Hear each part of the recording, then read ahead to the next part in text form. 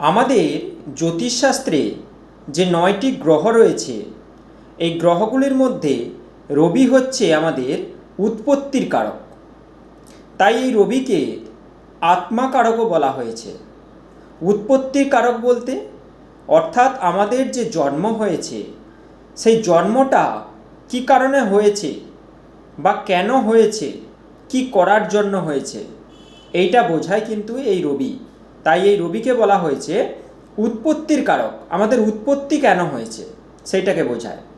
যেমন ধরুন আপনার 6th হাউসে রবি রয়েছে, তাহলে 6th হাউস হচ্ছে সেবার ভাব।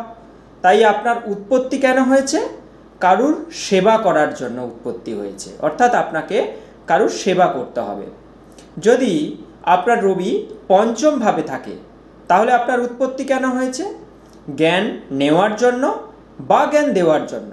কারণ পঞ্চম ভাব থেকে আমাদের জ্ঞান, বিদ্যা, পড়াশুনো ইত্যাদি দেখা হয়।